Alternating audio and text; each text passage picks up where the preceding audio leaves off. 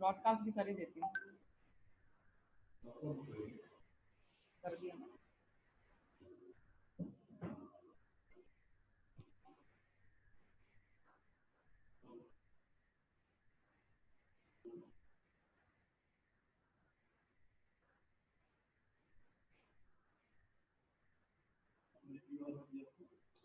Time हो गया।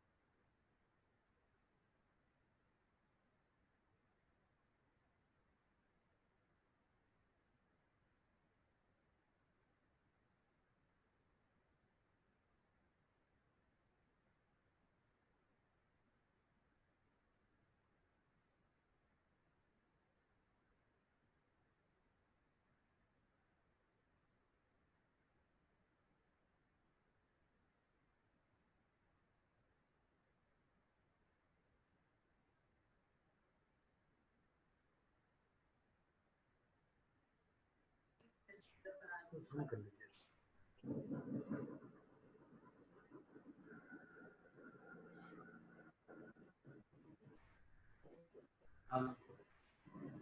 Hello, आवाज आ रही है क्या? नहीं जी सर आ रही है आपकी आवाज। उसको छोड़ दीजिए, आपको जो लिंक जो पहले के मैंने भेजा है वो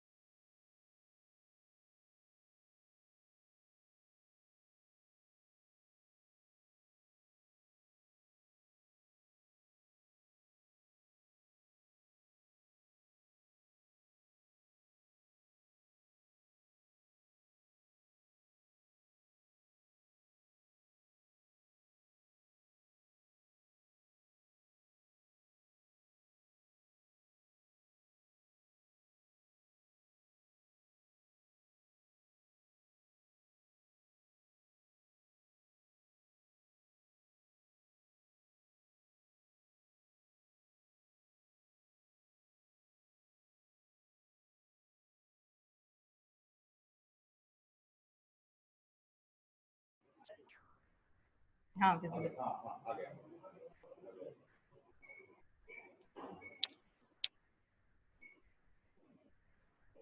A very good afternoon.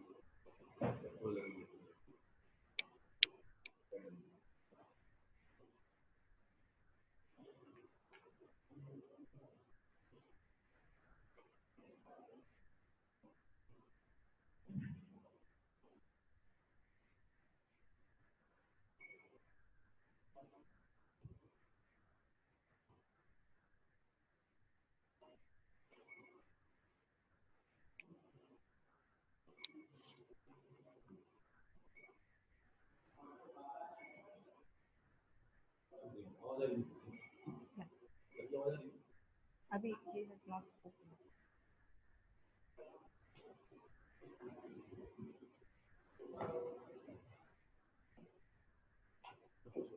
नमस्कार सर, मेरी आवाज आ रही है सर आपको?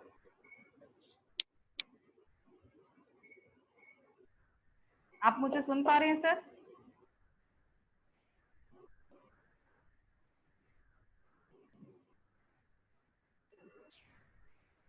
अरे आवाज आ रही है। सर को नहीं आ रही।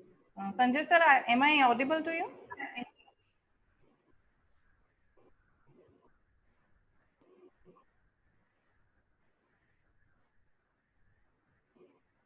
Sanjay sir, am I audible to you?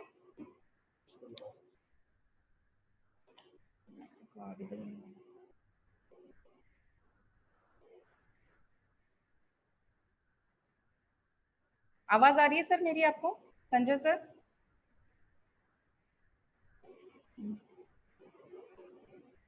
Not Audible, आवाज नहीं आ रही है।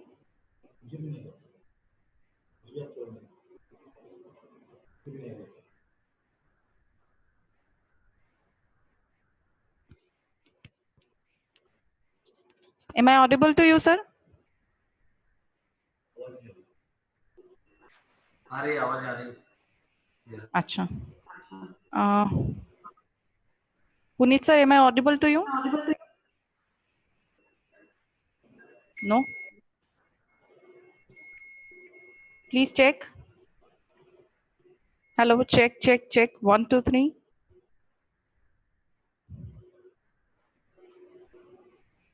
आवाज आ रही मुझे तो आ रही है। आपको आ रही है सर, वो संजय सर को नहीं आ रही है, पुनीत सर को भी नहीं आ रही है।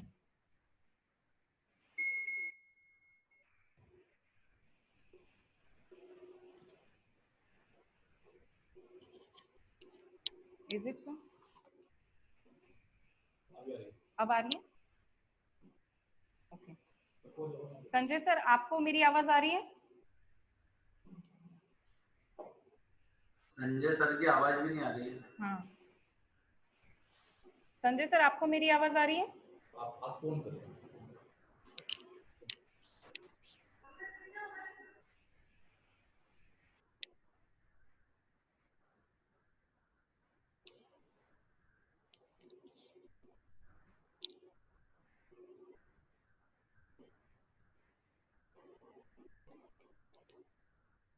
सर, मेरी आवाज नहीं आ रही है आपको? अच्छा। उसका स्पीकर वॉल्यूम थोड़ा सा इंक्रीज करके एक बार देखें। अच्छा।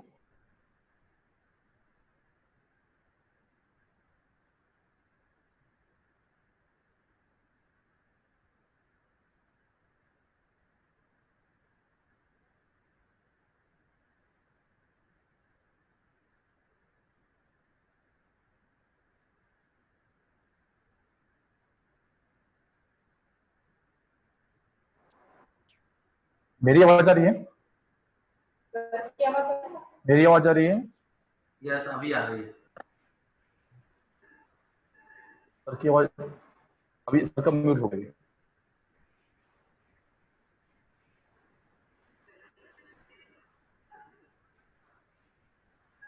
हेलो, आवाज आई? क्लियर है? Yes yes sir. आइए। हाँ, ओके अरे okay, thank you.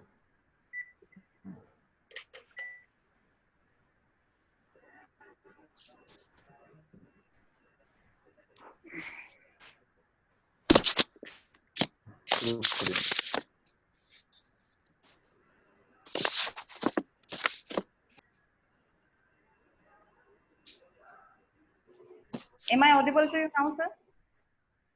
Yeah, it's clear now. Yeah. So, very good morning to all of you and welcome to the National Webinar Series #Modern Talk. Today's topic is entrepreneurship opportunity in agriculture and allied subsector. Today we have with us Dr. Sanjay Kumar Dwivedi, who is a senior scientist at and director at DRDO. So we also have with us our Honorable Chairman Sir, Mr. Anil Khariaji, Modern Group of Institution. We have with us Dr. Puneet Kumar Dwivedi ji, Group Director, Modern Group of Institution. On behalf of entire Modern family, I would like to welcome all the panelists and the participants. Right now, 105 participants has already joined us, and it is increasing. They will join soon again. More participants will join. Before moving further, I would like to give a brief introduction about our organization. For that,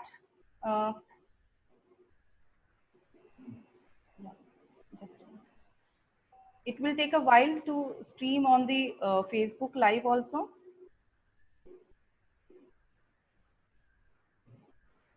Yeah.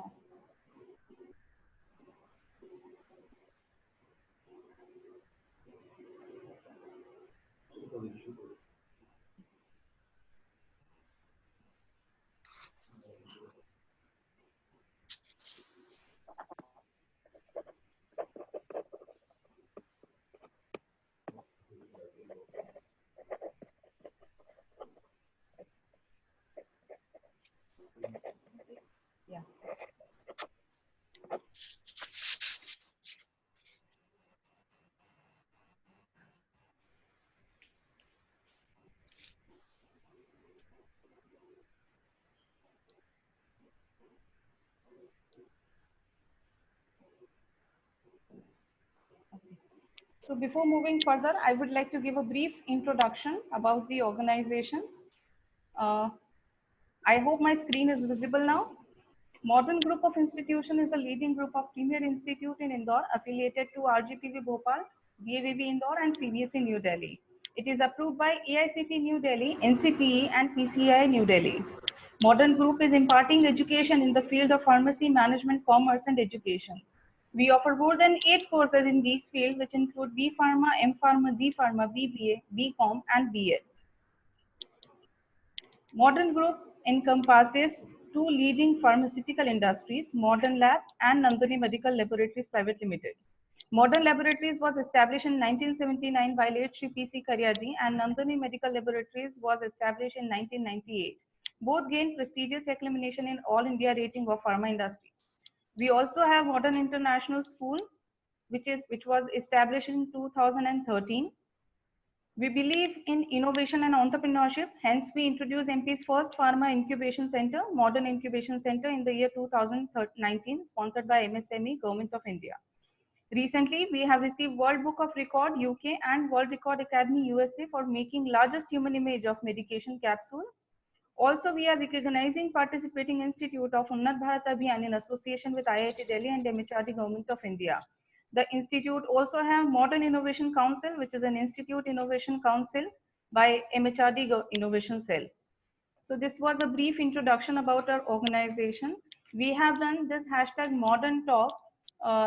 We have started in the month of June, and we have almost done 32 webinars in the month till date.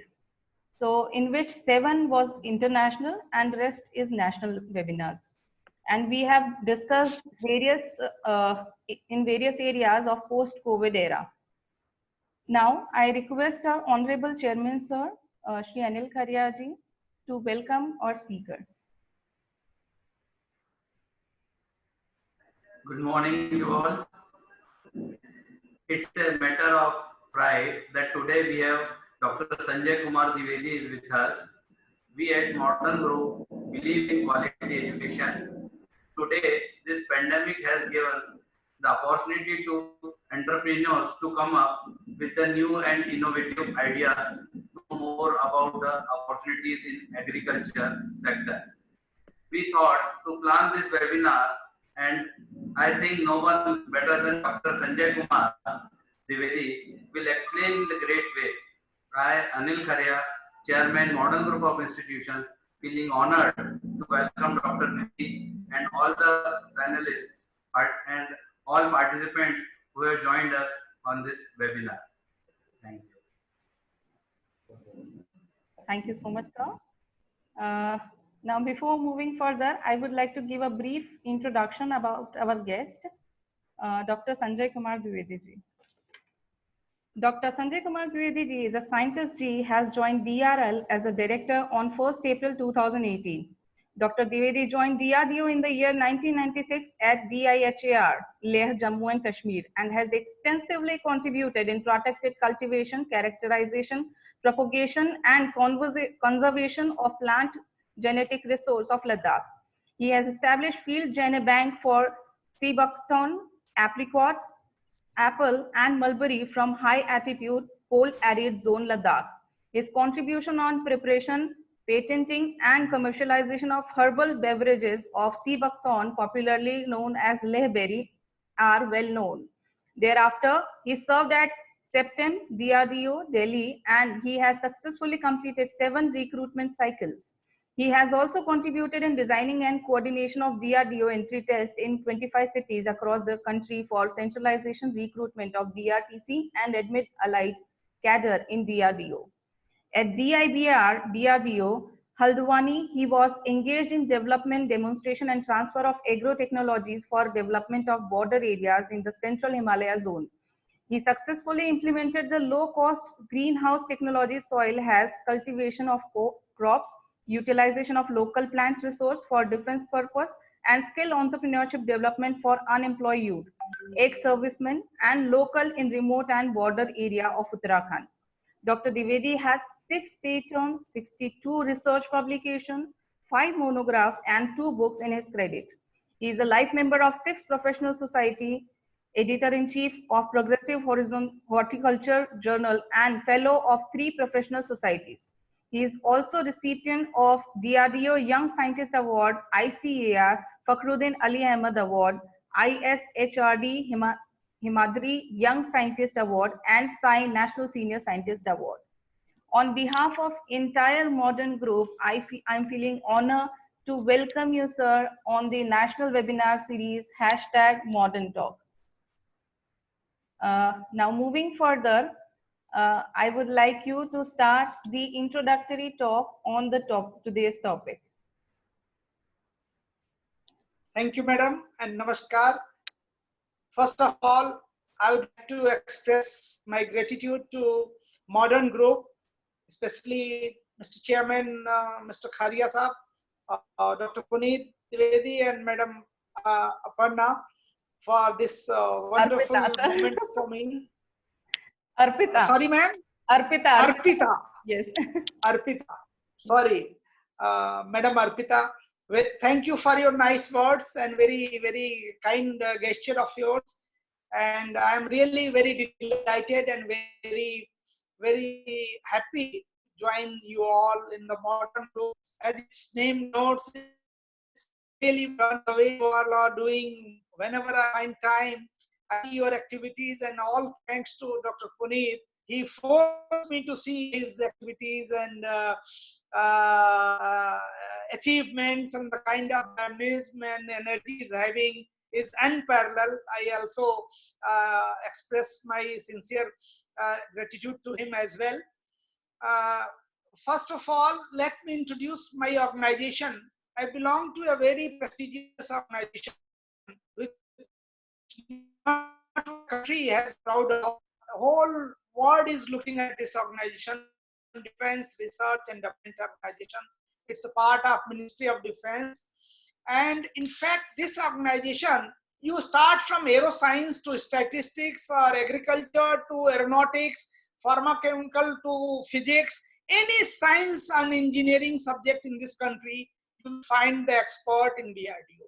So this is one strength of DRDO. Second strength is, at any moment of time, any job, whether it is its domain, hardcore domain or not, it will come and it will give you an exemplary work example. And not more than 7 days back, when they built 1,000-bedded ICU beds within 11 days time, it was given a 12 days and it was completed by DRDO in Delhi. In all buildings from scratch to oxygen and everything they have developed, and that is the way of functioning for DRDO. And we are dedicated, we are employed rather, and our duty is to equip our soldiers, those who are walking all along the border, all whether they are in the sky or air force, or they are in the sea or under the sea in the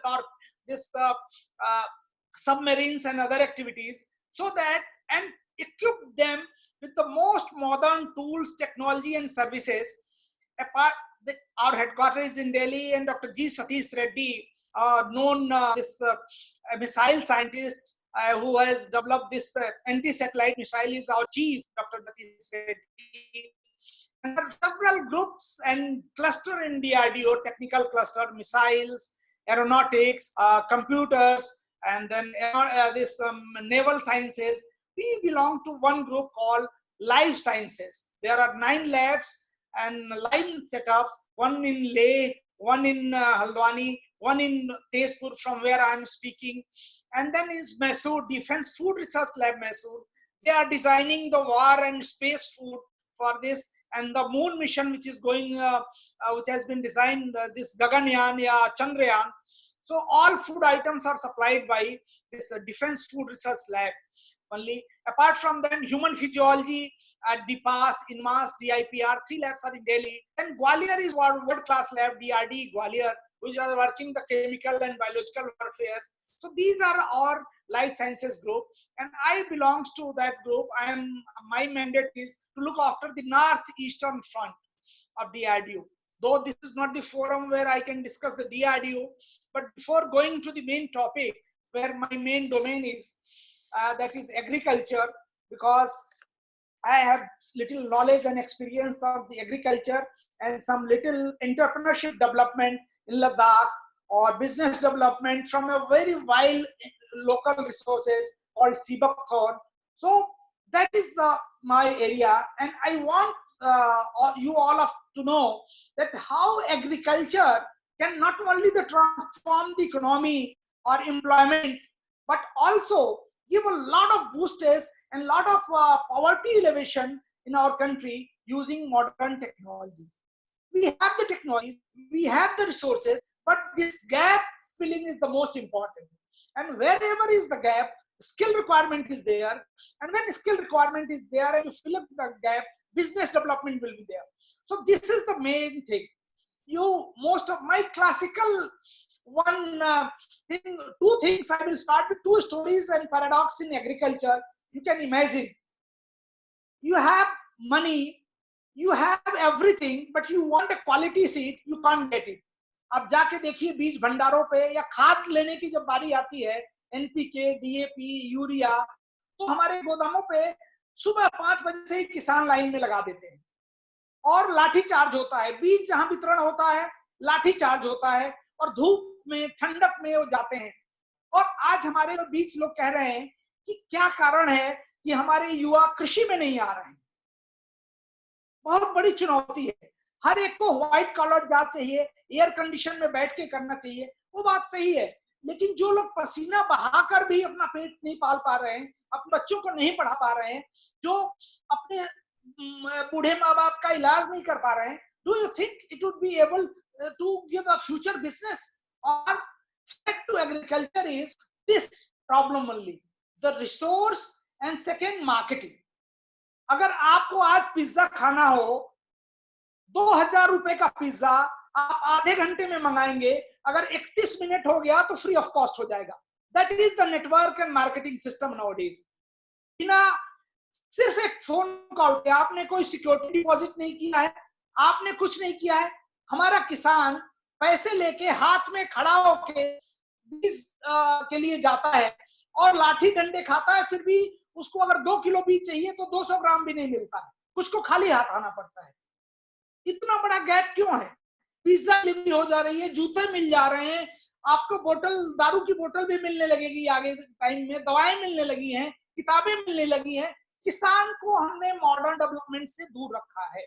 आजकल बाबा प्रवचन करते हुए आपको mobile पे, Facebook पे मिल जाएंगे, लेकिन किसान की बात करते हुए बहुत कम लोग मिलते हैं। धार्मिक नेताओं ने टूल्स का इस्तेमाल किया है। टूल्स और जो टेक्नोलॉजी है गांवों में सबसे बाद में पहुंचती है। मैं पूछता हूं क्यों? आखिर किसानों की सुविधाओं के लिए पेस्टिसाइड लेना है, उनको बाजार में बेचना है, फ्लिपकार्ट, अमेजन और क्या क्या बाजार व्यवस्था हो गई है, किसान के लिए कोई बाजार व्यवस्था नहीं है। दशहरी आम 20 रुपए किलो आज की डेट में मलियाबाद के मार्केट में सड़ रहा है। And there are a lot of buyers in the country.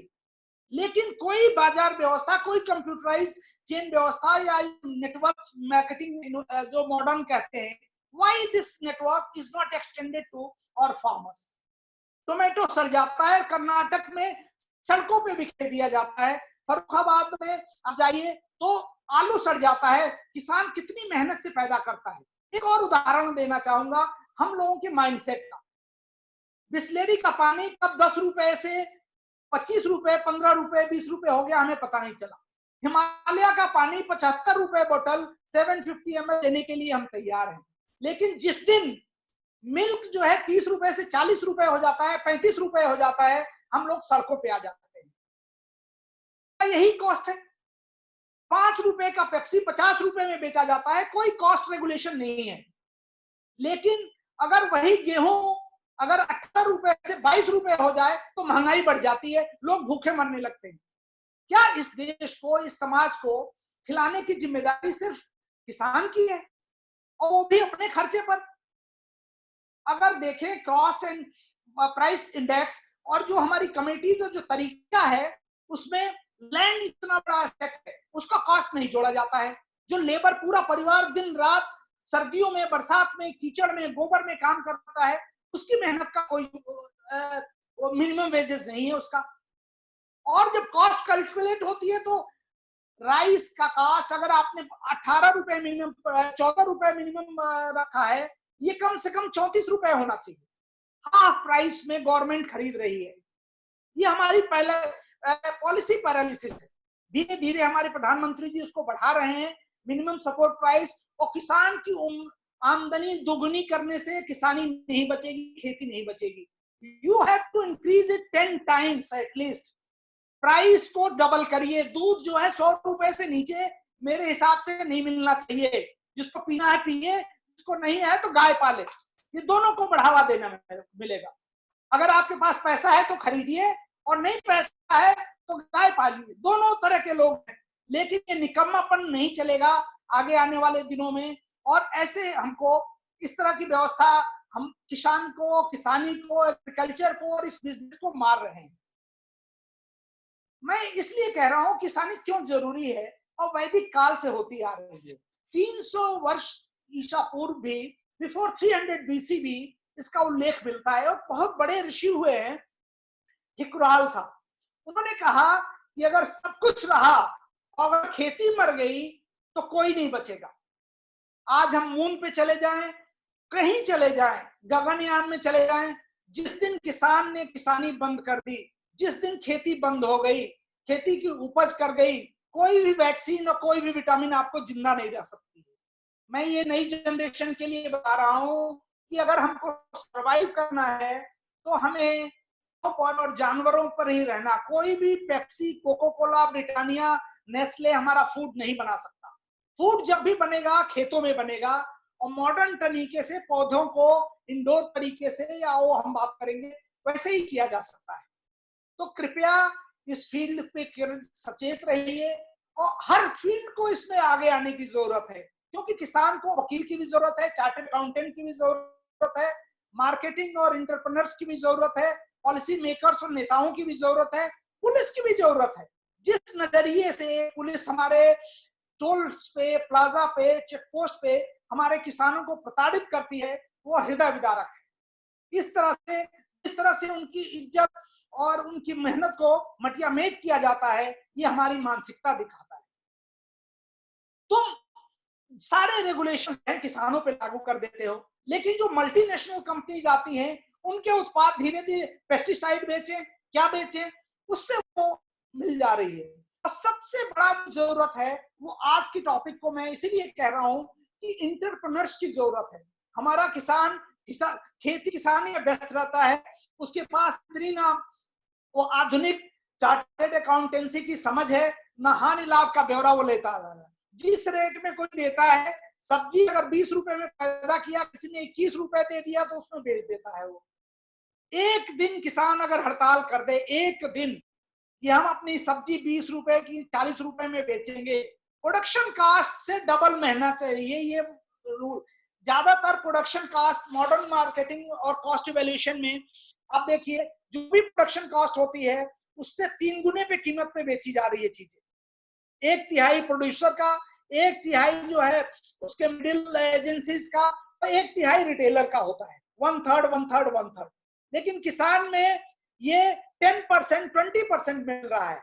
That pricing system is very very alarming, very very pathetic, and that will kill our agriculture, because if you have to grow in India, agriculture is the backbone.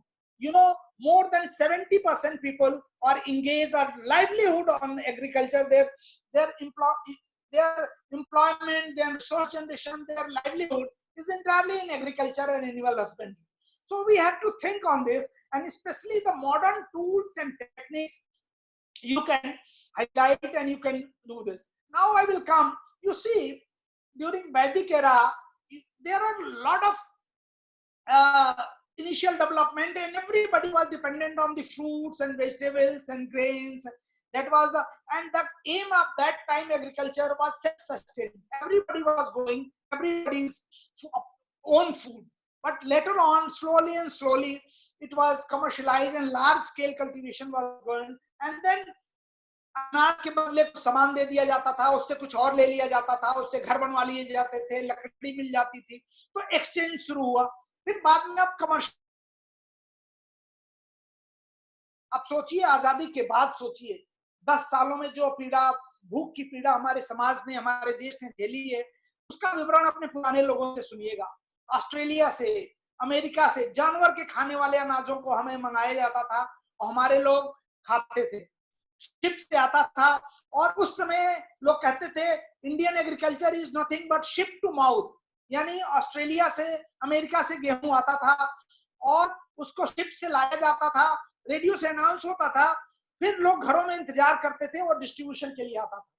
50 crore से कम लोग थे हम लोग 1947 के आसपास, और हमारा total food grain production भी 50 मिलियन टन से कम था। उतने लोगों को 2 टाइम का भोजन नहीं मिल पाता।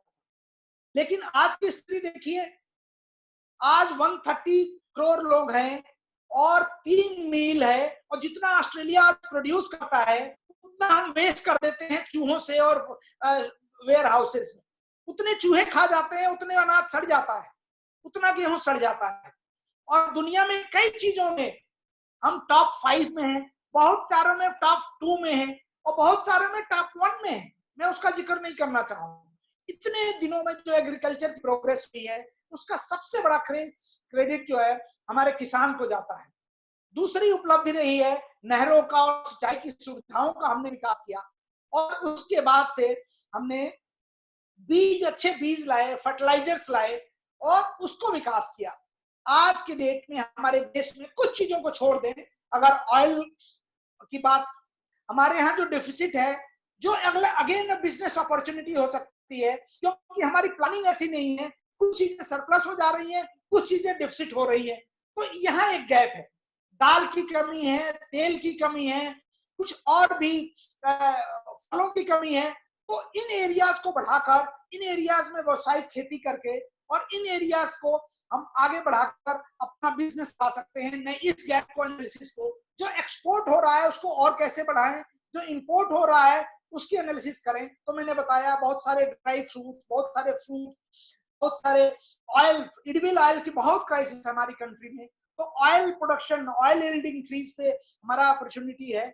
उसके बाद से स्पाइस बहुत है हमारे यहाँ, ग्रेन्स का करीब 20-30% है, और जो फल सब्जियां हैं 40 to 50% स्पॉइलेज है। इनमें वैल्यू एडिशन, इनका स्टोरेज और इनको कैसे बढ़ाया जाए। आप सोचिए, मैं एक और उदाहरण यहाँ देना चाहूंगा। लखनऊ में आज 10 जुलाई या 15 जुलाई में 40 रुपए 50 रुपए किलो आम खरीद जाइए, खरीद लीजिए। 15 अगस्त तक आते आते वो आम 80 रुपए हो जाएगा। देखिए मार्जिन, आप एक महीने में कोई डबल होने का टेक्निक हो दुनिया में तो बताइए। आज की डेट में अगर आम स्टोर कर लीजिए एक महीने के लिए और 15 अगस्त को बेचिए, 40 रुपए में खरीदिए, 80 रुपए में गारंटी लेता हूं। और वही अगर 15 सितंबर को जाएंगे तो 200 रुपए हो जाएगा, और 15 अक्टूबर को तो 1000 रुपए में एक आम नहीं मिलेगा। लखनऊ में वही प्रोड्यूसर है, वही कस्टमर है, दिवाली पे कोई आम खाना चाहे और 1000 रुपए भी खर्च करे तो एक आम उपलब्ध नहीं होगा। तो क्या, जबकि टेक्नोलॉजी अवेलेबल है, टेक्नोलॉजी है कि आम को आप 3 महीने तक कोल्ड स्टोरेज और गैसियस स्टोरेज में कर सकते हैं। 15 जुलाई को आज की डेट में आम सड़ रहा है, ठेलों पे, सड़कों पे, किनारों पे जा रहा है। क्यों? किसी को इसकी तरफ ध्यान ही नहीं है। आम इतना बड़ा, मैंगो इतना बड़ा कल्टीवेट हो रहा है इंडिया में, जम्मू से लेकर और कन्याकुमारी तक और सबसे नॉर्थ ईस्ट में। उसके अगर उसको इंडस्ट्री में छीलना है या उसको पेड़ से तोड़ना है, अभी भी बहुत बहुत प्रिमिटिव तरीके से हम कर रहे हैं। इंजीनियरिंग एस्पेक्ट आम की ही नहीं, गेहूं की कटाई की, धान की कटाई की, थ्रेशिंग की, उसकी ब्रिकेटिंग की, उसके स्टोरेज की, इंजीनियरिंग सपोर्ट बहुत बहुत कम है। और जो इजाद हुए हैं वो लैबों तक और वहीं तक हैं, किसानों को उपलब्ध नहीं हो पा रहे हैं। या तो महंगे हैं, या चलाने में आसान नहीं है, या किसानों को पता नहीं है, गैप है यहाँ। तो यहाँ बिजनेस अपॉर्चुनिटी मैं देखता हूँ। सारी इंजीनियरिंग हमने कंप्यूटर्स पे, एंड्रॉइड पे, आज हम सैकड़ों लोग बैठ के एक मोबाइल फोन से देख रहे हैं। लेकिन क्या किसान मार्केट तक नहीं पहुंच पा रहा है, क्योंकि उसके लिए कोई कस्टमाइज्ड एग्रीकल्चरल प्रोड्यूस है नहीं।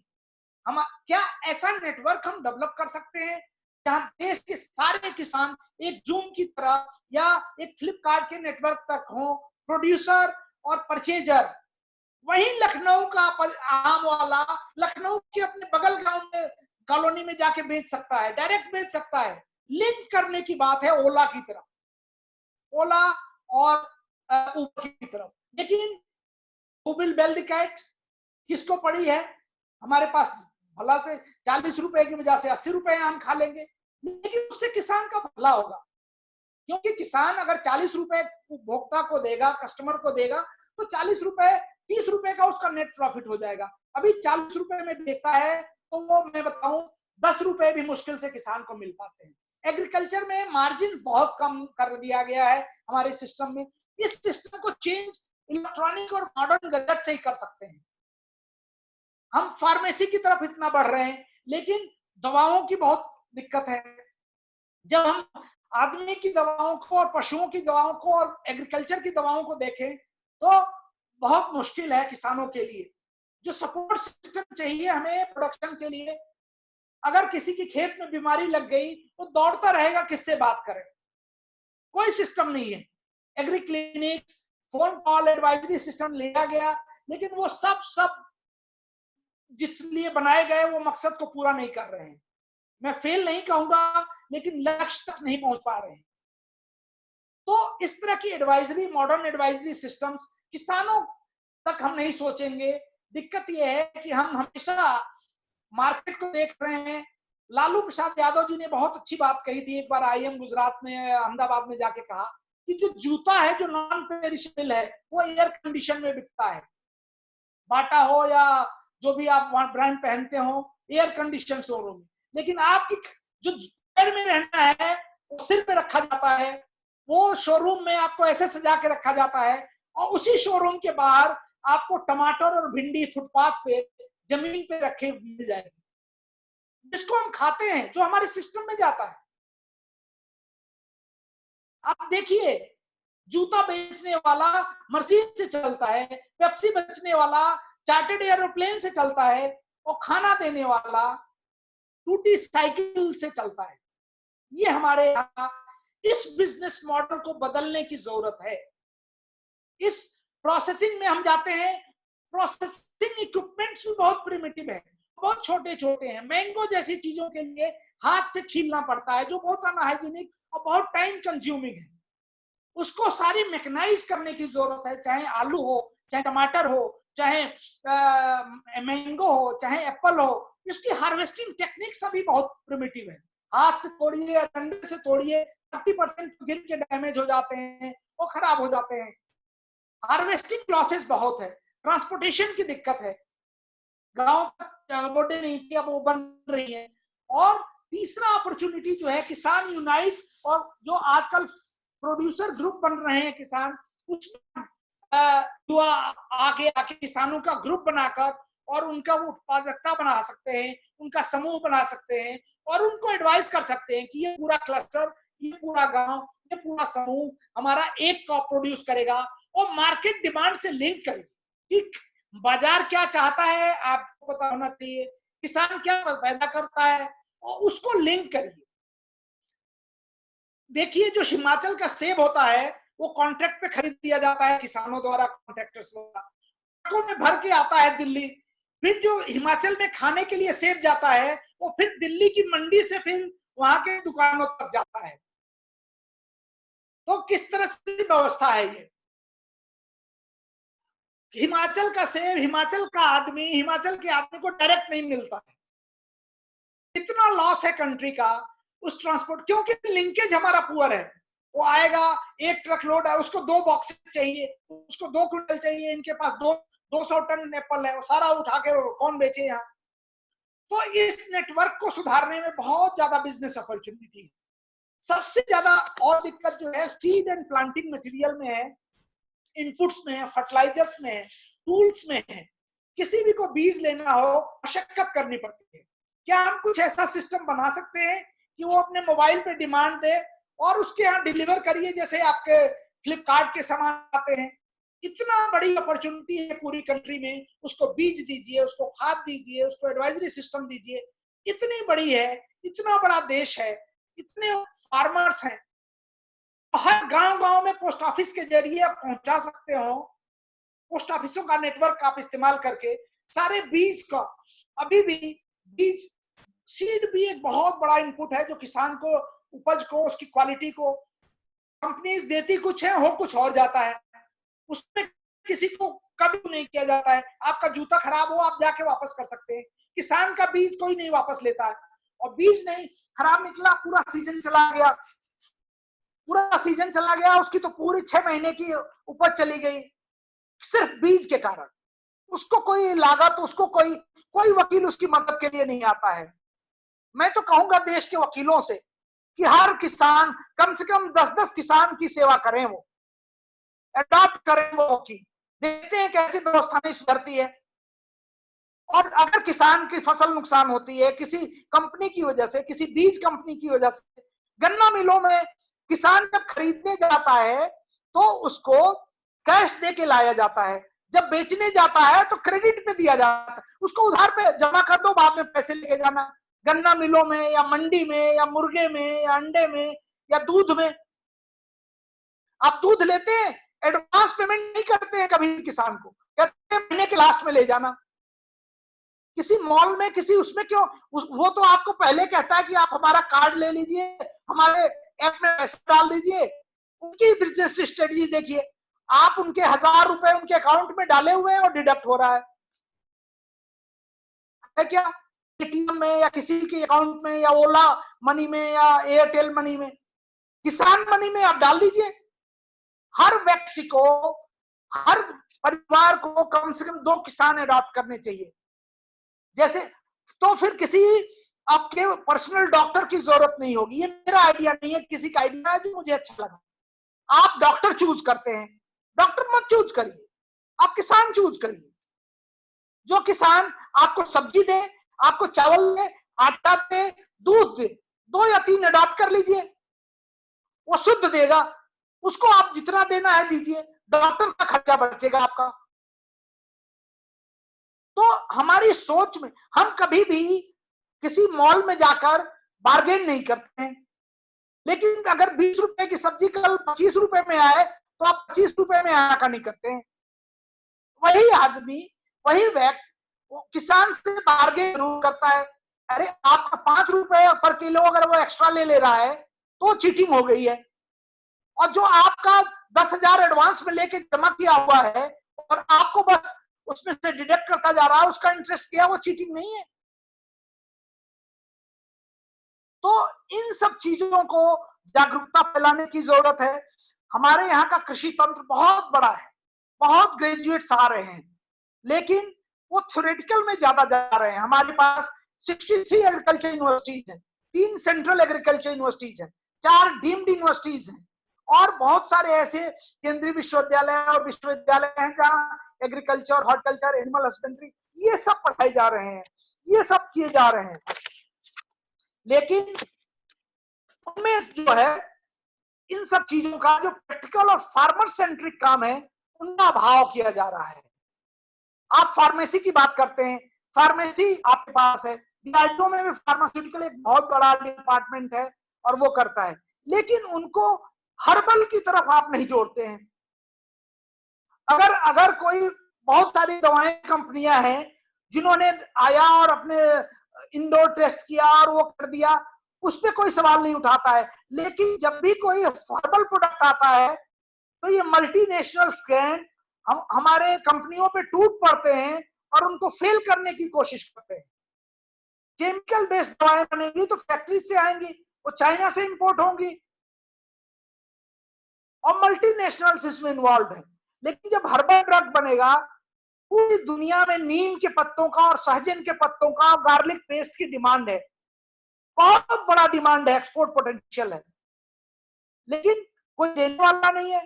इसका लाभ चीन और बांग्लादेश और जापान और पाकिस्तान और श्रीलंका जैसे देश खूब उठा रहे हैं।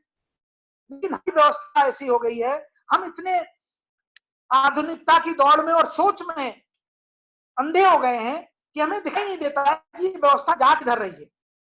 और किसानों को, कृषि को, गांवों को अगर आप नहीं सोचेंगे, नहीं जोड़ेंगे इनके उत्पादों को, चाहे वो जो एलाइड सेक्टर है, मैं बात करूंगा, गांव में आप देखिए लेडीज जो है एम्ब्रॉयडरी का काम करती थी, आज इतना कॉस्टली है, दुनिया में चले जाइए, उसके प्रोडक्ट्स बना लीजिए, उसके पाउचेस बना लीजिए, उसके बैग बना लीजिए।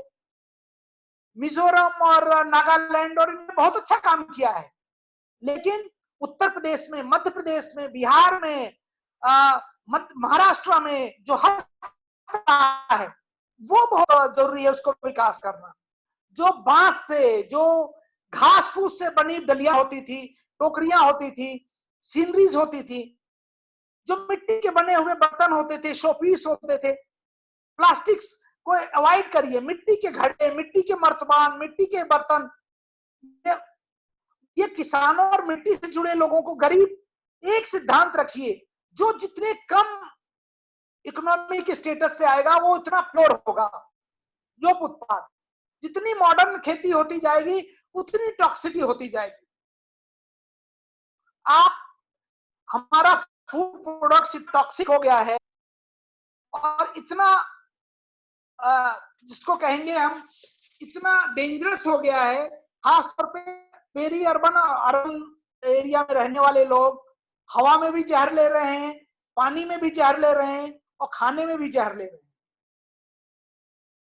कोई जरूरत नहीं है आपको शहरों के आसपास इन चीजों को उत्पादित करने का, क्योंकि वहां जगह की कमी है, वहां पानी की कमी है, वहां के पानी में आप जब सुबह से शाम तक नहाते हैं, बाथरूम और किचन में जब आप केमिकल्स का शेविंग करते हैं, शैम्पू लगाते हैं, वो सब पानी में जाके जमीन में जाता है, फिर नाले में जाता है, फिर नाले से खेतों में जाता है, फिर आर्सेनिक, कैडमियम और भी बहुत सारे हैवी मेटल्स उन सब्जियों में जाते हैं। और दिल्ली, मुंबई, भोपाल, लखनऊ ऐसी जगहों पे जो आसपास सब्जियां उगाती हैं और इन सॉइल को दूषित किया हुआ है। तो इससे बचने के लिए जरूरी है कि we have to expand deep in the rural areas.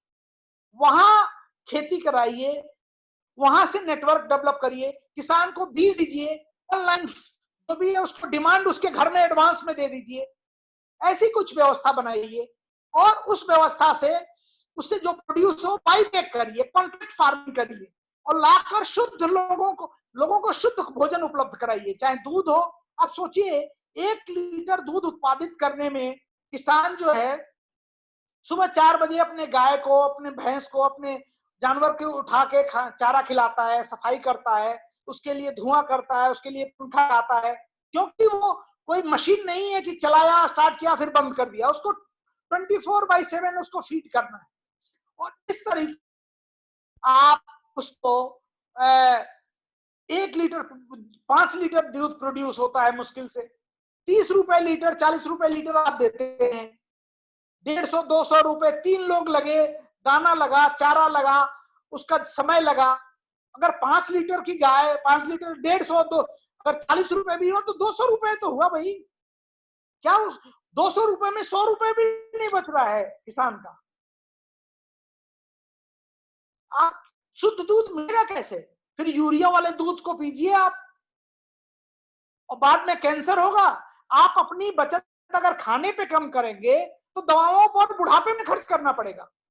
अच्छा है शुद्ध हवा, शुद्ध पानी, शुद्ध खाने पे खर्च कीजिए आपका एफडी, और खाने पे आप अपना कंजम, आप अपने, मैं आजकल के मॉडर्न लोगों से, मॉडर्न ग्रुप ऑफ इंस्टीट्यूशंस के मंच से बोल रहा हूं, प्लीज एनालाइज योर बजट।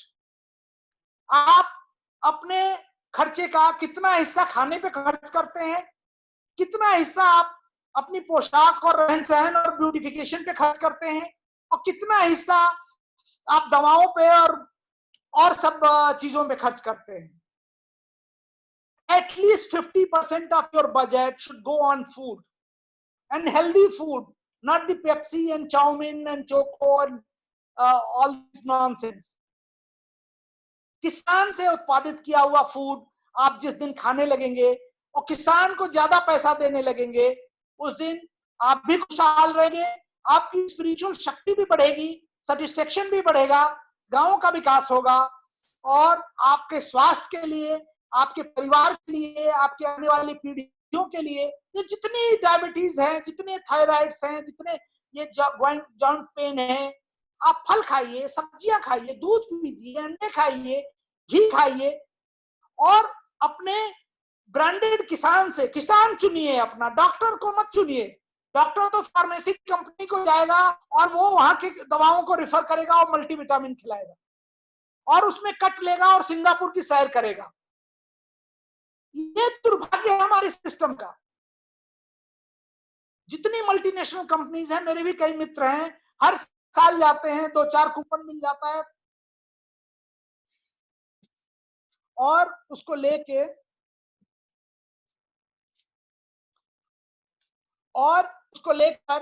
उसका इस तरह का बिजनेस डेवलपमेंट हो रहा है।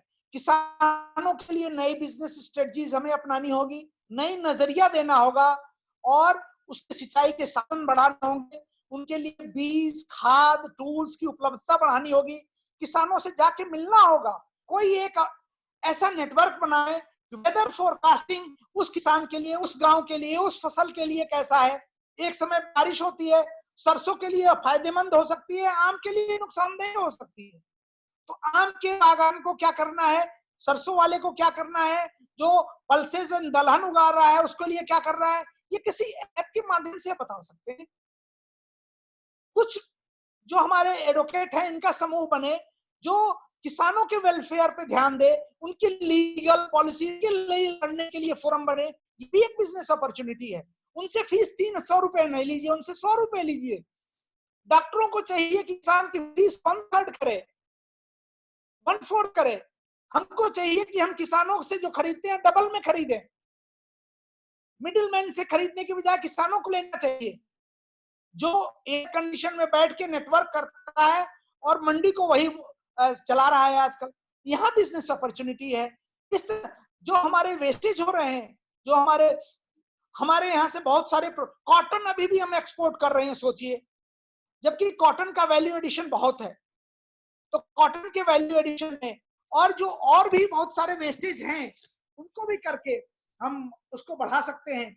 और मैं एक चीज जानना चाहूंगा मैडम कि कितना और समय है हमारे लिए। सर हमें तो ऐसा लग रहा है कि आप लगातार 2-3 घंटे बोलिए तो हमें और मोटिवेशन मिलती ही रहेगा ज्यादा से ज्यादा। Madam sorry, I could not here. मैं बोल रही हूँ सर कि आप जितना बोले सर, हमें तो मोटिवेशन मिल ही रहा है बहुत ज्यादा। तो हमारी तरफ से तो कोई समय का ऐसा कोई बंधन नहीं है सर। आपका समय ज्यादा ठीक है, मैं 10 मिनट और लूंगा, 10 मिनट और लूंगा जी, और उसके बाद से मैं अपनी बात समाप्त करूंगा जी। तो ये सब चीजें हैं। इसके अलावा जो मैं बिजनेस डेवलपमेंट की अपॉर्चुनिटीज देखता हूँ, फार्मर्स एजुकेशन में और फार्मर्स अवेयरनेस में या चीजों को फोरकास्ट करने में। अगले साल नेशनल मार्केट में, इंटरनेशनल मार्केट में प्याज की क्या स्थिति होने वाली है, कहाँ प्याज की डेवलप, ऑस्ट्रेलिया में प्याज सस्ता है और पाकिस्तान में लहसुन महंगा है, उसकी अगर बुआई से पहले हम फोरकास्टिंग कर दें और किसान को ये बता दें कि इस साल प्याज कम लगाओ, लहसुन लगाओ, या सफेद प्याज लगाओ, लाल प्याज नहीं लगाओ, क्योंकि मांग अलग है। जो गोल बैगन खाने वाले हैं वो लंबा नहीं खरीदते हैं, लंबा खाने वाले हैं वो हरा नहीं खरीदते। सो आजकल कस्टमर बहुत चूजी हो गया है। जो रेड कैप्सिकम खाते हैं वो ग्रीन नहीं लेते। तो कस्टमर की रिक्वायरमेंट फार्मर से क्या है और उसको उसकी बुआई से पहले, उसकी प्लानिंग से पहले हम बता दें कि अगली साल प्याज आपको ज्यादा उगाना पड़ेगा, आलू अगले साल सस्ता रहेगा। ऐसा मॉडल, कंप्यूटराइज्ड मॉडल फोरकास्टिंग हम कर सकते हैं। Weather advisory system, disease forecasting system कि इस साल, अगले साल हमने इतने सैटेलाइट दे रखे हैं, हमने अपने ऑफिस जाने के लिए तो देखते हैं, लेकिन किसान के एंगल से हम नहीं बताते कि आप जो है एक हफ्ते पहले अलर्ट कर दीजिए कि आप जो है बारिश होने वाली है, ओले पड़ने वाले हैं, ओले होंगे तो आप अपने फसलों को प्रोटेक्ट कर लीजिए या कुछ व्यवस्था कर लीजिए या अपने अनाज को अंदर कर लीजिए। तो जो हार्वेस्ट होता है ना, प्रोडक्शन में किसान माहिर है। हमारे यहाँ प्रोडक्शन की कोई प्रॉब्लम नहीं है और उसको जैसे भी होता है बीज लाके लोगों से पूछ के हाई क्वालिटी प्रोड्यूस कर दे रहा है। प्रोडक्शन बढ़ा रहा है, लेकिन जैसे ही प्रोडक्ट्स के हार्वेस्टिंग में प्रॉब्लम है उसको, चाहे आम की हार्वेस्टिंग हो या गेहूं की हार्वेस्टिंग हो और या धान की हार्वेस्टिंग हो।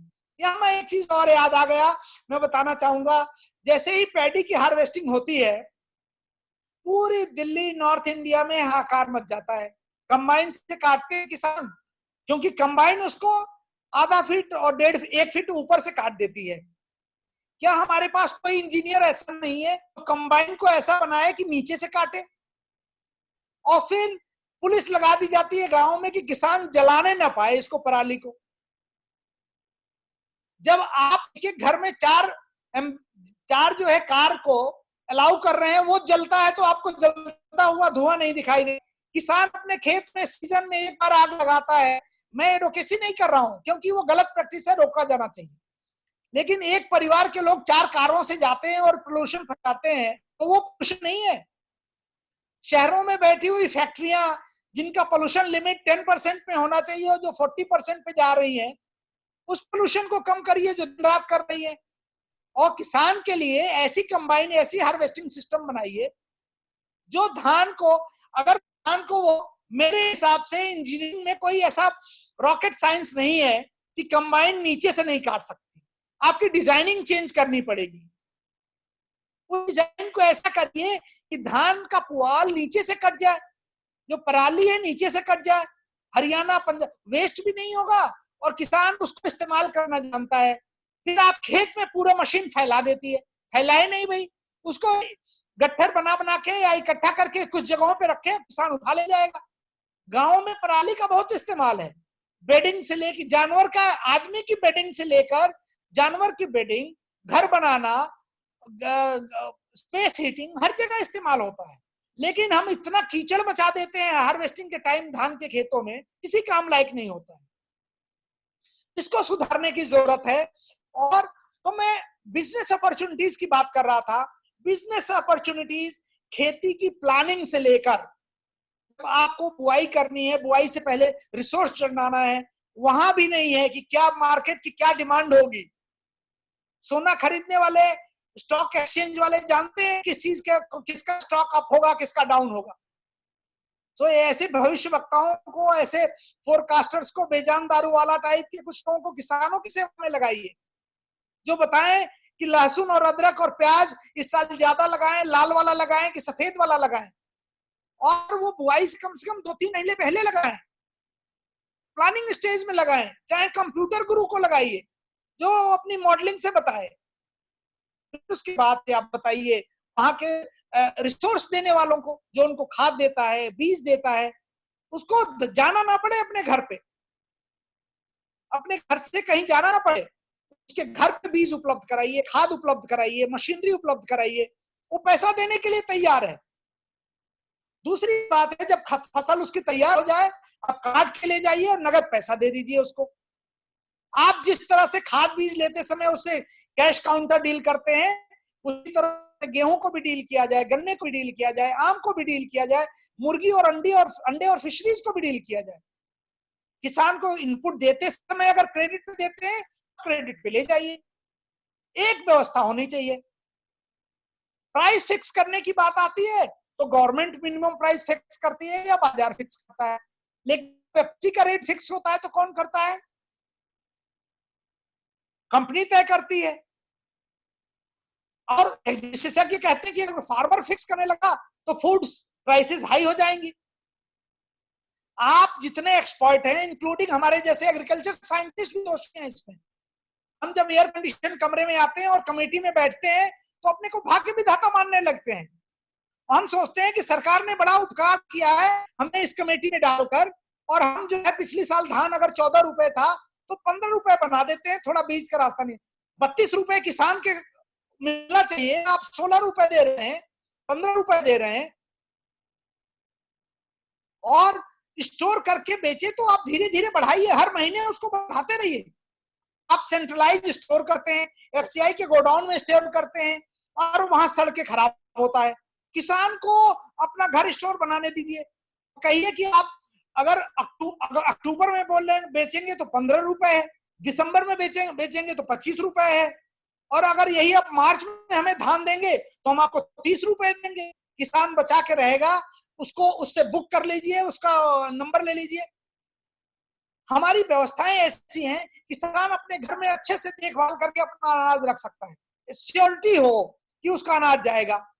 आप उसको कुछ एडवांस दे दीजिए और उसके यहां से ये व्यवस्था हम कर सकते हैं। यहाँ बिजनेस की जरूरत है। हमारे पारंपरिक अनाज के, और जो दूर गांव है, रिमोट एरियाज है, पहाड़ हैं और गरीब किसान हैं, उनको जोड़ दीजिए। उनकी आमदनी, उनके प्रोड्यूस को 25% से 50% मार्जिन पे दे दीजिए उनको। तकदीर बदल जाएगी देश की। आपका बिजनेस भी फ्लरिश करेगा और किसान बहुत दुआएं देगा और इतना अच्छा लोगों तक फूड मटेरियल पहुंचेगा जिसकी आप कल्पना नहीं कर सकते। तो बिजनेस अपॉर्चुनिटीज इस तरह से बहुत है। जब खेती हो रही है तो फोरकास्टिंग और वो हो जाए, फिर हार्वेस्टिंग के टाइम हमने बता दिया इंजीनियरिंग सॉल्यूशंस आप हर चीज के लिए देखिए। हार्वेस्टिंग के बाद जो वेस्ट मैनेजमेंट है, व्हीट में, पैडी में, मैंगो में, एप्पल में, मटर में, जो भी इंडस्ट्री है उसमें वेस्टेज बहुत है। तो वेस्ट मैनेजमेंट में, और हम ऑयल मंगा रहे हैं जबकि आम की गुठली का कहीं उपयोग नहीं है, उसमें तेल निकलता है, आंवले के बीज में तेल निकलता है। बहुत सारे वेस्ट हम करते हैं। संतरे का बीज है, खीरा, ककड़ी, तरबूज, खरबूज का खा के हम बीज कूड़े में डाल देते हैं।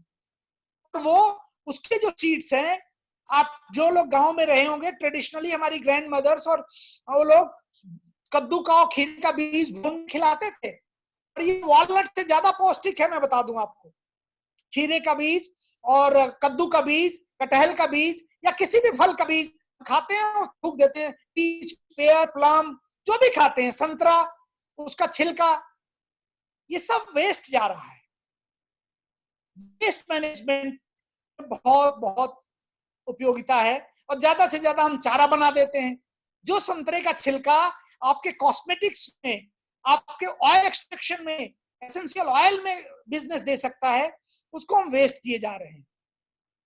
सड़कों के किनारे इतने बड़े हाईवे हुए, पुराने सड़कों को काट दिया गया है, पेड़ों को काट दिया गया है, सड़कों को चौड़ा कर दिया गया है और बीच में छोटी सी सुंदर से फूलों की क्यारी लगा दी गई है। लेकिन जो पहले के हाईवे वृक्षों से ढके रहते थे, और आप गर्मियों में चले जाइए, सर्दियों में चले जाइए, तो बारिश में चले जाइए, बच के निकल जाते थे। उस समय की गाड़ियां ना एयर कंडीशन होती थी, न इतने स्ट्रॉन्ग छत होते थे। लेकिन जब हम हाईवे पे मई जून में जाते थे, कभी भी हमें धूप और गर्मी नहीं लगती थी। वो तरपोलिन से ढके हुए जीप में हम हाईवे पे जाते थे, तो इतने सुंदर पेड़ होते थे, वो देश में कहीं देखने को नहीं मिलते। हाईवे के किनारे प्लांटेशन और चारों तरफ प्लांटेशन करने की जरूरत है। पौधे लगाने का शौक अभी हमने देखा फेसबुक पे और मीडिया पे बहुत बहुत अच्छा रहा है। लेकिन किसी को कहिए कि पिछले साल लगाए गए पौधों के पास जाके जरा सेल्फी ले, उसकी सुध कोई नहीं लेता है। सेल्फी इस साल वाले पौधे पे नहीं लगाइए, 5 साल बाद वाले पौधे पे लगाइए। हम करोड़ों पौधे लगाए जा रहे हैं, हर जगह ये 1 करोड़ पौधे लगाए गए। पिछले साल जो आधे करोड़ पौधे लगाए गए थे, उनका क्या हास्य हुआ? कितने बचे हैं? आप 10 लाख पौधे लगाइए, लेकिन उसमें से 10 लाख में से 9 लाख बचाइए। आप 6 करोड़ लगाकर और 1 करोड़ भी नहीं बचा पा रहे हैं। ये हमारी वेस्टेज ऑफ मैन पावर है, वेस्टेज ऑफ रिसोर्सेज है, वेस्टेज ऑफ टाइम है। इस तरह के बिजनेस मॉडल को, प्लांटेशंस को, वेस्ट लैंड डेवलपमेंट को, गरीब किसानों को, इसी तरह से गांव के लोगों को लेबर और स्किल डेवलपमेंट करके पूरी दुनिया में 25 मिलियन एग्रीकल्चर स्किल्स की जरूरत है। और हमारे गांव के जो लोग हैं उसमें निपुण हैं, जिन उनको तराशने की, उनको पॉलिश करने की जरूरत है। उनको सॉफ्ट, जो हमारे युवा हैं गांव के, उनको एग्रीकल्चर स्किल सिखाने की जरूरत है।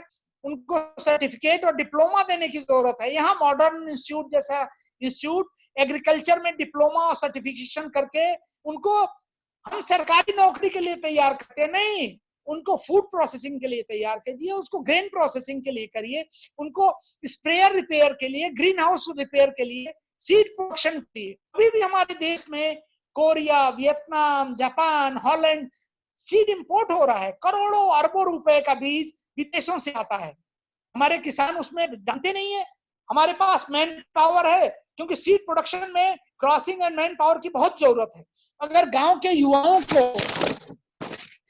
हमने अगर ट्रेन कर दिया और उनको सीड प्रोडक्शन के लिए कर दिया, बहुत बड़ा उपयोग, बहुत बड़ा बिजनेस हो जाएगा। पौधों के लिए अगर आपको 1000 प्लांट दशहरी के या किसी और पौधे चाहिए, चाहे सेब के चाहिए, आपको एक हफ्ते तक पसीना आ जाएगा, कहां से पौधे लाऊंगा, कैसे लाऊंगा। पौधों की बहुत क्राइसिस है इस देश में, क्योंकि उसको नर्सरी में तैयार करना, उसको मेंटेन करना और साल भर तक बचा के रखना ताकि साल भर बाद वो लगाने लायक हो, इसके लिए स्किल की नर्सरी में जरूरत है, फूड प्रोसेसिंग में जरूरत है।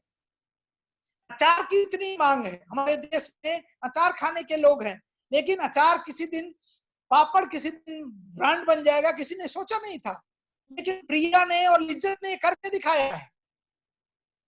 दूध जिस तरह से अमूल ने करके दिखाया, हम दोबारा दूसरा अमूल नहीं पैदा कर पाए, जबकि देश में 20 अमूल पैदा हो सकते हैं।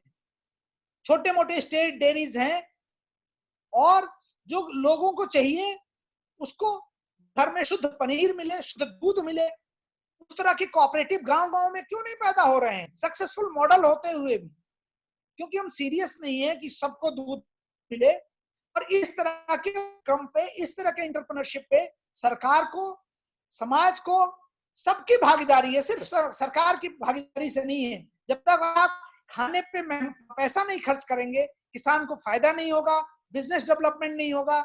और नए युवाओं को भी कंप्यूटर से जुड़े हों, इलेक्ट्रॉनिक से जुड़े हों, मैकेनिकल से जुड़े हों, हर जगह किसान को किस तरह से हम इंपावर करें, मॉडर्न टूल्स एंड टेक्निक्स के जरिए, नए उसके जरिए, ऐप के जरिए, वेबसाइट के जरिए, मार्केटिंग नेटवर्क के जरिए उनके लिए बीज और खाद कितने सहज से पहुंचाएं, ये हमारा ध्येय होना चाहिए।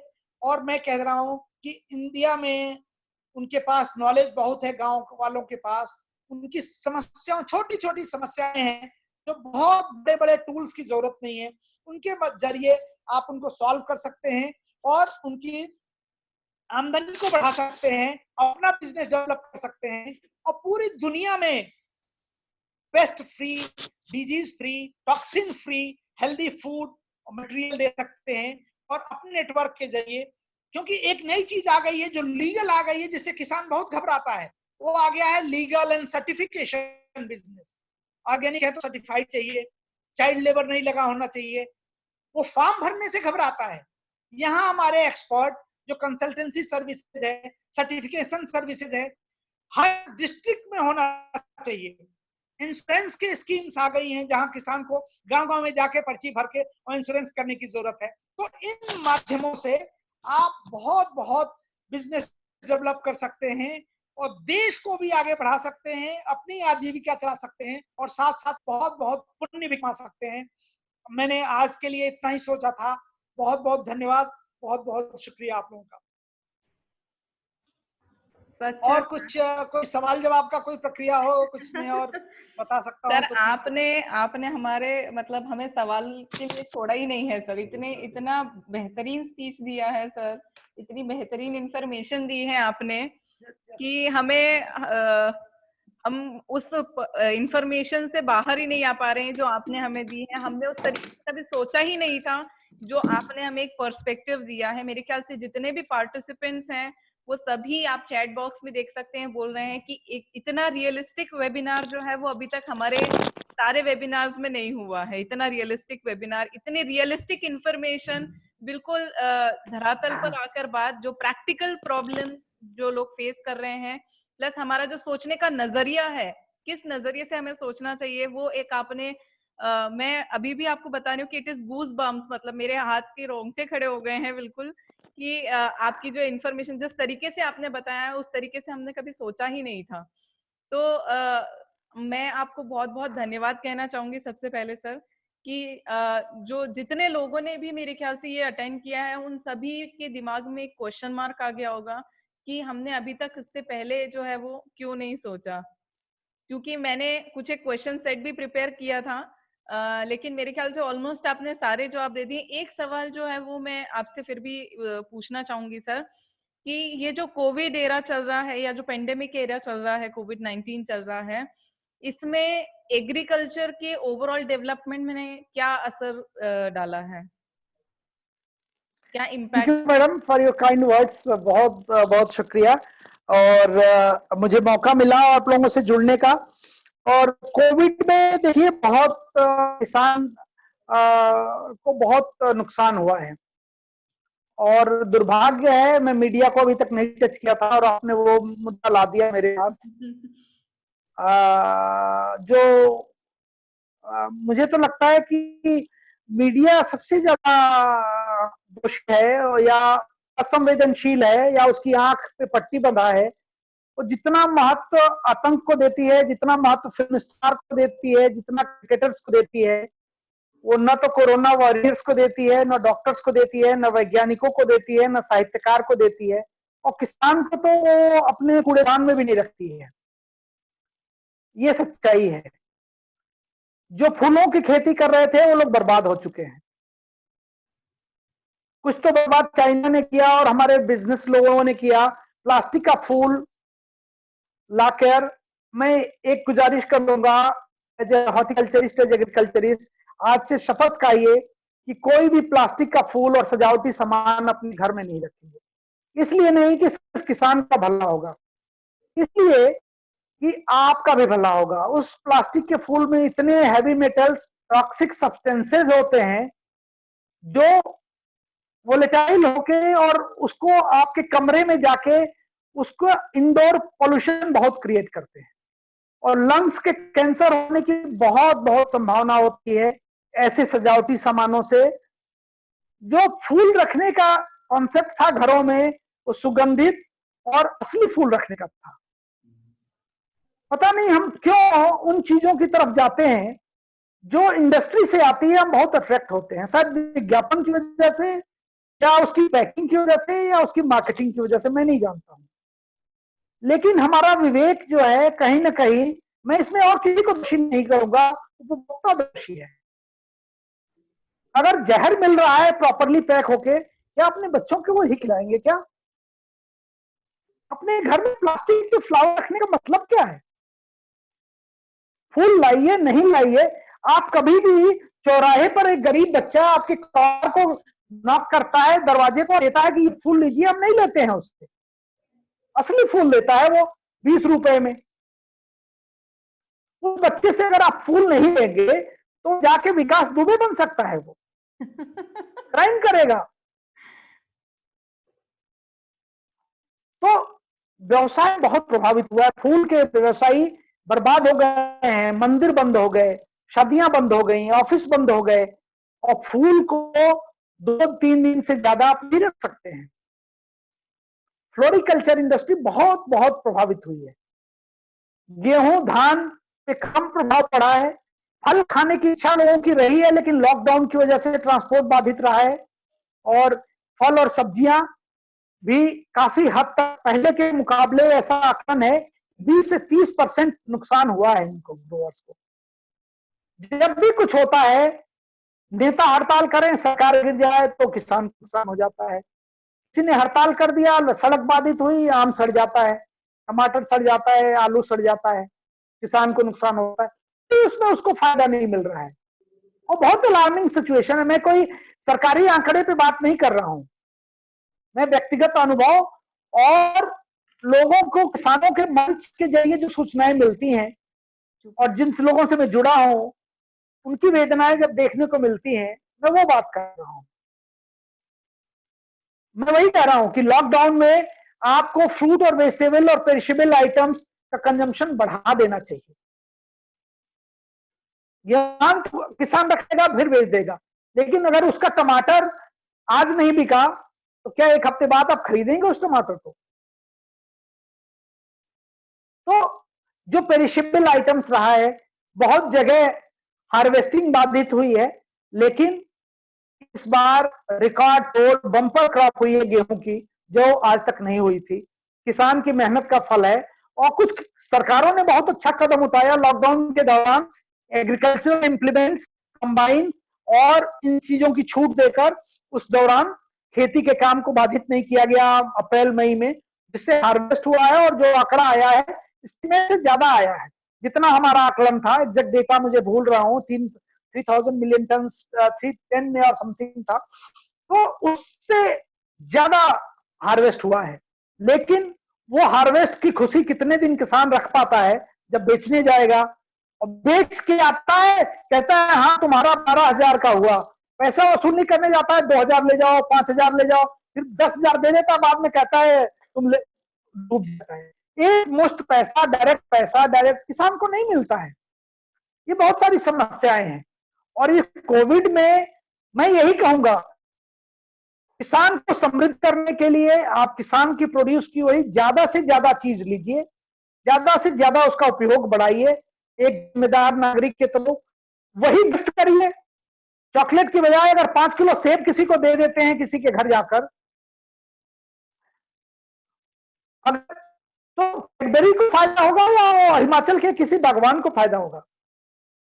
किसी के घर जा रहे हैं, 2 किलो पनीर लेके जाइए, बटर लेके जाइए, फ्रोजन दान देना है तो वो दीजिए। पार्ले जी बिस्किट देने की बजाय या ब्रेड देने की बजाय केला दे दीजिए उसको। मेरा ये कहना है, सीधी सीधी बात है। पता नहीं हम बहुत बड़ा बिस्किट खरीदेंगे, केला नहीं खरीद के किसी भूखे को खिलाएंगे। बिस्किट ले लो, पेप्सी पी लो, ये जरूर दे देते हैं।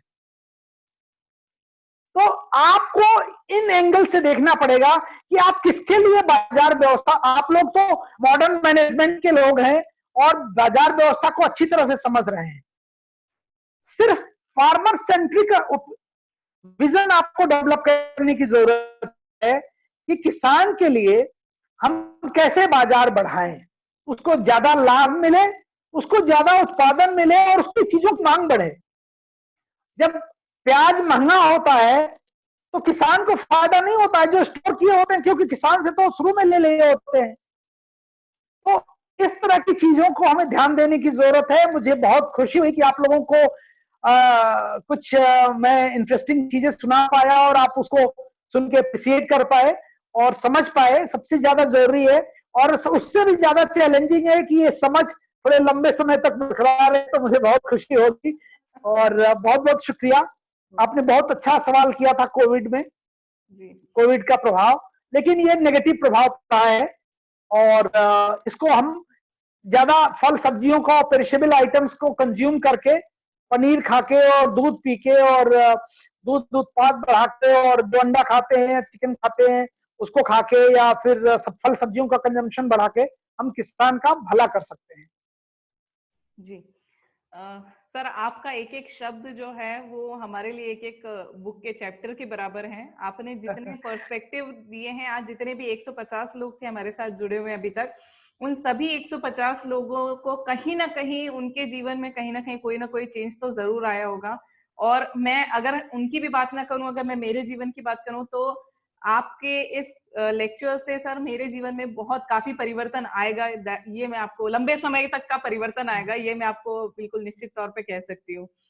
तो it was a very wonderful, full of information. और एक एक शब्द आपका सर हम लोगों ने बिल्कुल नोट करके रखा है। इसकी रिकॉर्डिंग भी हम लोग यूट्यूब पे शेयर करेंगे, तो ज्यादा से ज्यादा लोगों तक शेयर करेंगे, सो दैट जो लोग इस तरह से नहीं सोचते हैं उनको एक नजरिया मिलेगा कि इस तरह से भी सोचकर हम हमारे देश में जो है वो किसान की तरफ, खेती की तरफ जो है आगे बढ़ा जा सकता है। युवाओं के लिए खासकर ये हमने मंच रखा था कि युवा जो आज की पीढ़ी है वो कृषि की तरफ नहीं जा रही है, वो एग्रीकल्चर की तरफ नहीं मुड़ रही है। तो उसमें ये आपका सेशन जो है उनके लिए एक मोटिवेशन रहेगा कि कैसे, किस तरीके से हम नए नए आयाम जो है वो कृषि में देख सकते हैं, और किस तरीके से एंटरप्रेन्योर्स जो हैं वो अपने कृषि के क्षेत्र में नई नई इस तरह के एक्सपेरिमेंट कर सकते हैं, बिजनेस कर सकते हैं, और क्या क्या नई नई चीजें ला सकते हैं। तो ये एक बहुत ही अद्भुत अनुभव रहा है सर हमारे लिए आपके साथ सेशन करके, और निश्चित तौर पर हम आगे भी आपके कुछ सेशंस जो है वो डेफिनेटली चाहेंगे, जो हमारे एंटरप्रेन्योर, क्योंकि हमारे यहाँ इंक्यूबेशन सेंटर है तो हमारे यहाँ एंटरप्रेन्योर्स को हम मौका देते हैं, जितना हम नौकरी को मौका देते हैं उतना हम जॉब गिवर्स भी बनाते हैं। तो एंटरप्रेन्योरशिप के लिए हम आपका गाइडेंस भी लेंगे सर कि किस तरह से कृषि के क्षेत्र में हम एंटरप्रेन्योरशिप को बढ़ावा दे सकते हैं। तो इसी के साथ सर मैं अपनी वाणी को विराम देती हूँ, और मैं हमारे साथ हमारे वाइस चेयरमैन सर हैं शांतनु खरिया जी, उनसे अनुरोध करती हूँ कि सर को, वैसे थैंक यू बोलना बहुत छोटा शब्द होगा सर, लेकिन फिर भी मैं उन्हें वोट ऑफ थैंक्स प्रपोज करने के लिए आमंत्रित करती हूँ। नमस्ते सर। नमस्कार शांतनु जी, नमस्कार। it was nice to see you listening and very, मुझे अच्छा लगा जिस तन्मयता से और जिस मुस्कुराहट के साथ आप सुन रहे थे, मुझे काफी बल मिल रहा था। Thank you sir. आपके वर्ड सुनने के बाद मेरे अंदर मतलब एक पिक्चर सी चल रही थी, जिस तरीके से आप चीजों को एक्सप्लेन कर रहे थे, तो I could visualise everything in detail कि हाँ ये तरीका, ये प्रॉब्लम, मतलब आपने हर समस्या का जड़ पकड़ के हमको बताया कि यार ये इस समस्या में, एग्रीकल्चर में ये जड़ है, और आपने जड़ के साथ साथ समस्या के साथ साथ उसका सोल्यूशन भी हमको दिया कि आप इस दिशा में सोचोगे तो आपको इसका एक सोल्यूशन मिलेगा। और मतलब इतना डीपली कभी मैंने तो एग्रीकल्चर को नहीं स्टडी किया था, और आपका लेक्चर सुनने के बाद आज मुझे ऐसा लगता है कि शायद मैंने सालों से सिर्फ एग्रीकल्चर के बारे में पढ़ाई करी है। तो आज मेरे को भी बहुत उत्साहित हुआ मैं कि सुनते हुए आपको, मुझे ऐसा लगा कि हमको इस फील्ड के लिए कुछ करना चाहिए। और जो अभी हमारे यहाँ पे चल रहा है, जो मोदी जी ने बताया है कि हमको आत्मनिर्भर भारत बनना है, तो उसमें एग्रीकल्चर एक बहुत बड़ा सपोर्टिव पिलर है अगर इंडिया को हमको आत्मनिर्भर बनाना है। सो निश्चित तौर पे हर सिटीजन का, every citizen of India has its duty, is और हर ड्यूटी कि वो एग्रीकल्चर को सपोर्ट करे, और कहीं ना कहीं हमारे एग्रीकल्चर के लिए हम लोग कुछ ना कुछ डेवलपमेंट करते रहे, ताकि किसान को भी फायदा मिले और साथ ही साथ में इंडिया का एग्रीकल्चर पार्ट बहुत स्ट्रांग होता रहे। सो आपके वर्ड सुनने के बाद डेफिनेटली सर हम लोग इस चीज पे काम भी करेंगे और आपसे गाइडेंस भी लेंगे, and definitely we will start thinking in another way, another vision. Thank you very much, sir. Thank you very much. Thank for you, this sir. Pleasure is informative- mine. Thank you. Thank you. Thank you all.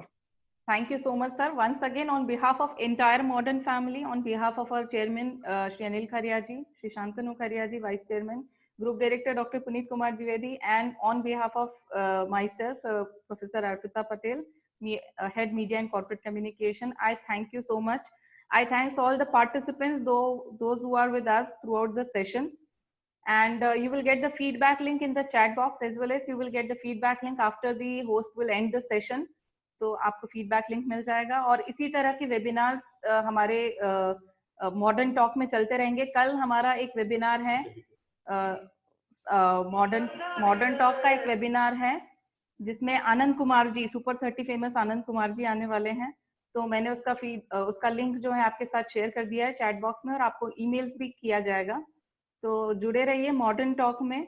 Certificate आपको जैसे ही आप session खत्म करेंगे उसके कुछ समय बाद आपको सर्टिफिकेट मिल जाएगा।